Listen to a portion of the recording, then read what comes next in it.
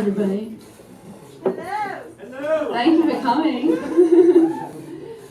Last time I was here, I shared a story about a guy friend of mine, and in doing so, I pretty much announced that I really wanted to hook up with him.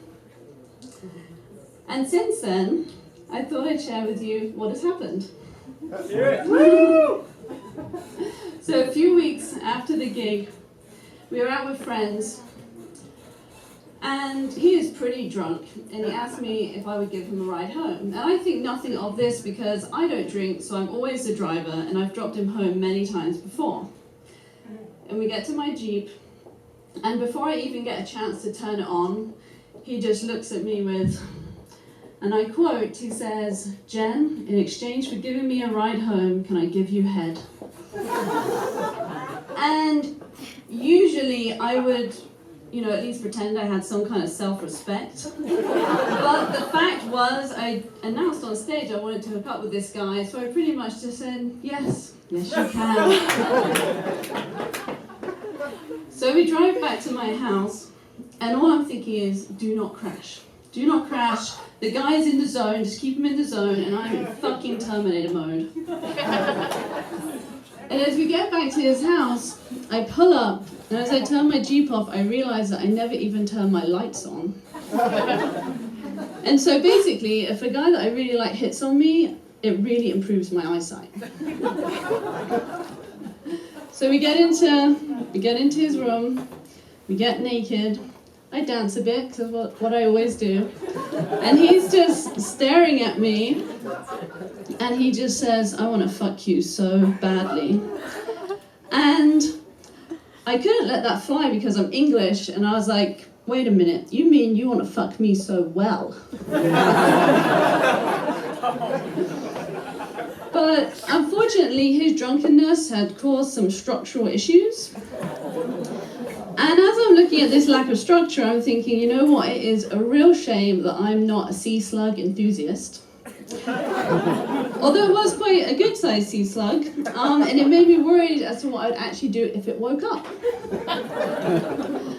But I learned, luckily, that there was no correlation between his cock working and his tongue working, so that really worked out for me. But then I thought, you know what, I should at least try to give this sea slug a blowjob for the experience, if nothing else. And turns out that experience is very much like being a bit overzealous when you fill your mouth with pasta. I thought, Basically, I'm just rotating it around, nothing is happening, and it goes without saying I failed to turn it on. But his tongue is still working, so I decided to make more use of this. And his whole room is covered in comics. And so I'm like straddling his face while reading these comics. And to be honest, it's the most womanly I've ever felt, because this is excellent multitasking. And it made me think, like, actually my hands are free, what else could I be doing? And this would be a really fun way to learn how to knit. And obviously at some point it gets fucking excellent, and I'm just like looking at this comic and I'm like, I've lost the ability to read.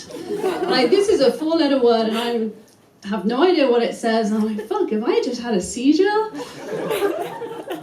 And then I start to feel a bit guilty because the original deal was that I was going to get head in exchange for giving him a ride home, but it was less than a 5-minute drive, so I was like fucking winning. And at some point he says, I think it's going to work now. And I'm thinking, oh my God, please don't work. I've got off like 20 times now. I am ready for bed. But luckily the structural engineer had failed to fix the problem, and we get to go to sleep. And a few hours later, I wake up, and in my back is a massive rod.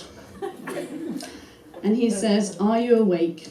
And the only thing that was bigger than the rod in my back was the crush that I had on this guy. Was I awake? I was more awake than I'd ever fucking been.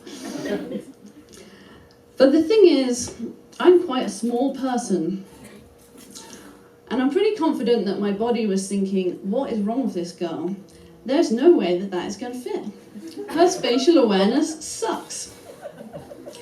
And then My organs are talking to each other and they're like, right guys, we're about to get bruised. And they start to strategize and they're like, okay, right, let's just all like smush together and we're pushed down and we won't let this guy in. And my liver is like, hey guys, like, you know what? She's super nice to me. She doesn't drink. I think we should help her out. She really likes this guy. Let's let him in. And so my kidney's like, okay, we'll push to the back. Liver, you push up a bit. And my lungs are like, hey, she's super nice to me too. She doesn't smoke. And my kidneys are like, he's big, but he's not that big. Lungs, you can stay where you are. And my lungs are like, okay, well, I'm just going to breathe out, give you guys more room to shuffle up. So we ravage the fuck out of each other. And you know how it is when you're with someone new, you just want to try fucking everything, and we're just like, everything we could possibly think of, and my organs are like, what the hell is going on? Are we in a fucking simulator?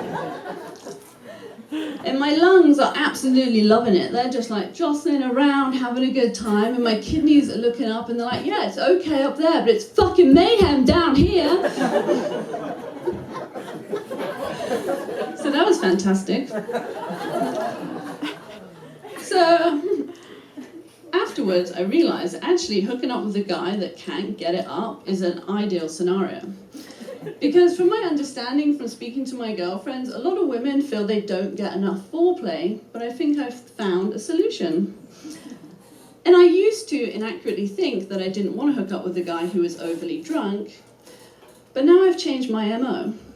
My new MO is going to be going up to a guy and asking how drunk he is and seeing, are you the kind of drunk where you can't get it up for a few hours? And if he's like, yes, I mean, perfect. And if you could just give me a quick tongue twister, if you could just say, 7 shells on the seashore. And if he pronounces it with perfect elocution, then really there's only one question that remains. Do you need a ride? Thank you very much. I'm Jennifer Jane.